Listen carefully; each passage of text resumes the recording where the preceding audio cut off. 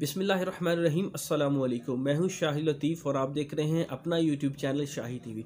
आज मैंने जो वीडियो आपके लिए लेके आया हूं, इस वीडियो में ये जीता जागता सबूत है कि हमारी इस आवाम को माशाअल्लाह अल्हम्दुलिल्लाह अल्लाह की रहमत से अल्लाह ताला ने ये शऊर दे दिया है कि अगर आपका हक कोई मार रहा हो तो आपने अपने हक को लेने के लिए उसके सामने डट जाना है, अपना हक डट के लेना है। ये बात बहुत ही अच्छी है। ये सोच आज इस एक बंदे की वजह से इस मुल्क के लोगों में आ गई कि भाई अगर आपका हक है, कोई आपका हक मार रहा है, अगर कोई आपका हक छीन रहा है आपसे, तो आपने उससे डरना नहीं, आपने उसके सामने डट के अपना हक लेना है। अगर यही सोच इस मुल्क के हर एक बंदे की हो जाए तो बहुत ही अच्छा हो। मेरी बात याद रखना भाई, अगर अपनी ये सोच ना बदली, अगर आपने अपनी ये सोच ना रखी कि हमने अपना हक लेना है, तो भाई आपकी औलाद का फ्यूचर हमेशा जो ख़तरे में रहेगा।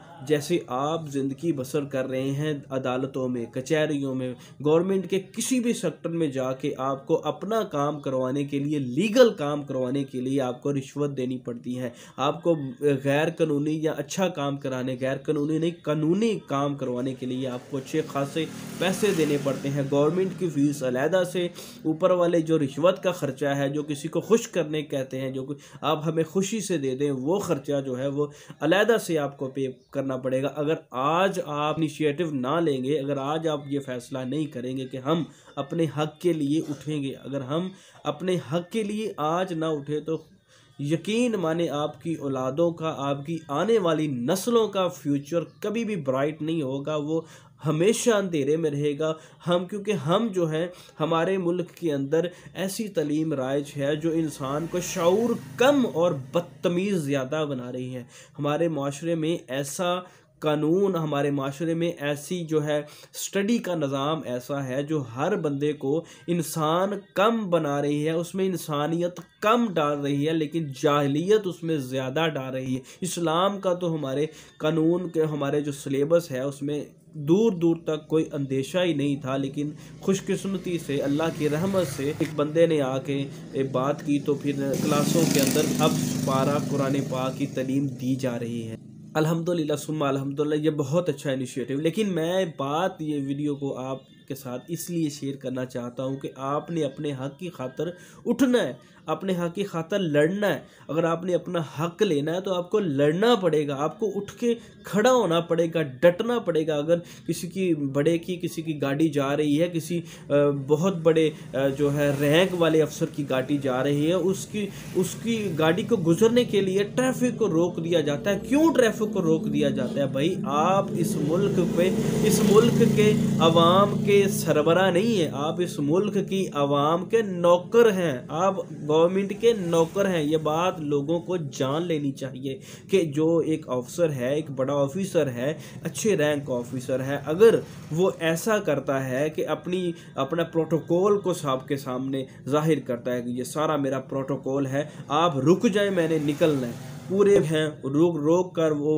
अकेला जा रहा होता है, पता नहीं कोई किसी हालत में होगा, कोई किसी मजबूरी में घर से निकल रहा होगा, लेकिन ऐसा नहीं करने देना ऐसे हमें।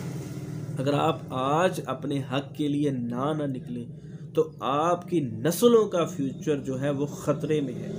आपकी नस्लें जो बर्बाद हो जाएंगी इसी काले कानून के अंदर, जो काला कानून आज पाकिस्तान में राइज है।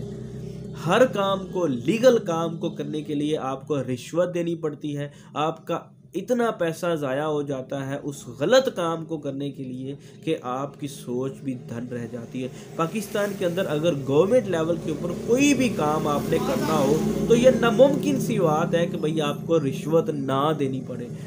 90 में से 10% चांस है कि आपको रिश्वत ना देनी पड़े, लेकिन 90% ये चांस है कि आपको रिश्वत ज़रूर देनी पड़ती है। आपने अपने हक़ के लिए लड़ना है। भाई हम फ़ीस देंगे, गवर्नमेंट की फ़ीस देंगे, हम टैक्स भी देंगे, गवर्नमेंट की फ़ीस भी देंगे, लेकिन हम रिश्वत नहीं देंगे, हम किसी को खुश नहीं करेंगे। गवर्नमेंट में जो लगा हुआ मुलाजिम है, गवर्नमेंट जो काम कर रहा है, वो तनख्वाह लेता है, ठीक है। अगर वो तनख्वाह लेता हो तो उसे ऊपर वाले पैसों की कोई ज़रूरत नहीं, हमें ऊपर वाले पैसे नहीं देने।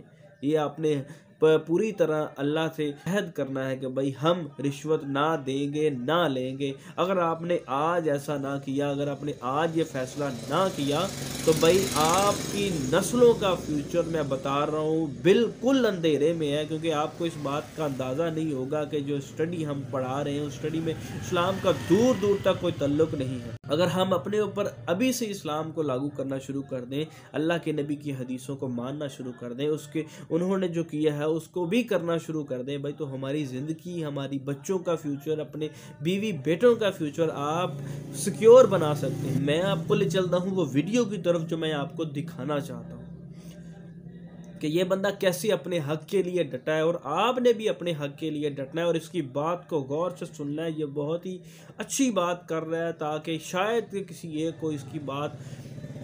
किसी एक बंदे को इस बंदे की बात के दिल के ऊपर लगे और वो बंदा अपनी बुरे रास्ते को छोड़ के अच्छे रास्ते के ऊपर आ जाए। अल्लाह पाक से दुआ है कि अल्लाह पाक हमें अपनी रहमत से नवाजे और हमारे ऊपर ख़ास रहमत करे, ख़ास कर हमारे मुल्क के ऊपर और हमारे मुल्क दुश्मनों को, जो हमारे मुल्क के अंदर भी हैं और या हमारे मुल्क के बाहर भी हैं, उनको तबाह बर्बाद करे, उन्हें निस्तों में हमने अपनी बहनों की इज्जतें लुटाई थी ना, वो ज़ाया ना जाए। आज उनकी रूहें तड़प रही होंगी, कब्रों में तड़प रही होगी वो बहनें। खुदा न हादसा वो हमें कम से कम ये दिखता ना कि हमारी बहनों की इज्जतें लुटी हरामजादे हिंदुओं ने या अंग्रेज़ों ने। यकीन करें अगर ये हालात रहे ना तो ये सारे अमीर हमारी बहनों को रोड पे पसंद किया करेंगे। हमें जज पता क्या बोलेगा कि अपनी दूसरी बेटी बचाओ, इसका केस वापस ले लो, अपना दूसरा बेटा बचाओ। पहला बेटा मार दिया ना जिसने, वो दूसरा भी मार देगा। हमारे कोर्टों में ऐसे हो रहा है। कैवेलरी में एक ऐसा नहीं हुआ था कि एक बेटे ने अपनी बहन के लिए लड़ा, उसको मार दिया गया, कोई सबूत नहीं मिला। आखिरकार उस एक गार्ड की कमीज मिली जिसके ऊपर ब्लड लगा हुआ, फिर फंस गया। फिर उसकी माँ ने कहा था जज साहब को कि जज साहब मेरी बेटी जवान घर में बैठी हुई है, अगर मैंने यहाँ पे खड़ी ली ना वो उसको ले जाएंगे, और वो मुझे कह रहे हैं कि तेरे घर से नंगी करके लेके जाएंगे अपने घर तक। वो माँ ने कहा था कि अगर मेरी बेटी की जमानत दे सकते हो ना और मेरी सारी उम्र की जमानत दे सकते हो तो मेरा केस आगे लेके चलो। और जज साहब चुप हो गए थे, जवाब नहीं था। पाकिस्तान की सबसे बड़ी अदालत का जज एक औरत को जिसके साथ ये हुआ हो वो ताकत नहीं दे सकता, उसको हौसला नहीं दे सकता, उसकी हिफाजत नहीं करने का ऑर्डर दे सकता, तो हम कौन से इंसाफ में लेके बैठे हुए? हम इनके खिलाफ लड़ सकेंगे? ये हमजा, शहबाज, दूसरे तीसरे, हमें नहीं याद कि इस मुल्क में कैसे मुकाबले होते हैं। मैं छोटा सा था, सुनते थे आबिद बॉक्सर और फलां फलां मुकाबला किया, बंदा गायब।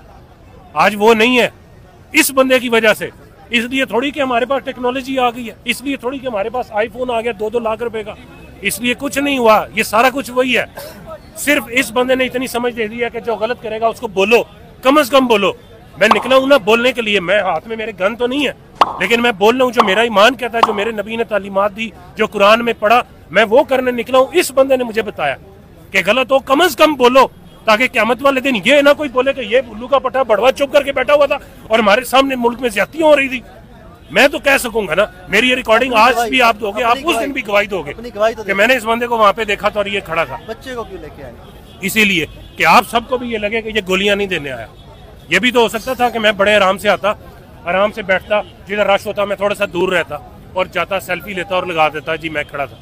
सबसे अपनी मेरी जिंदगी की सबसे कीमती चीज ये मेरा बेटा है, इसको मैंने आगे बिठाया हुआ इसी रास्ते के ऊपर, जिधर से खुदा ना कोई आएगा तो यहाँ से चल के जाएगा। इससे बड़ी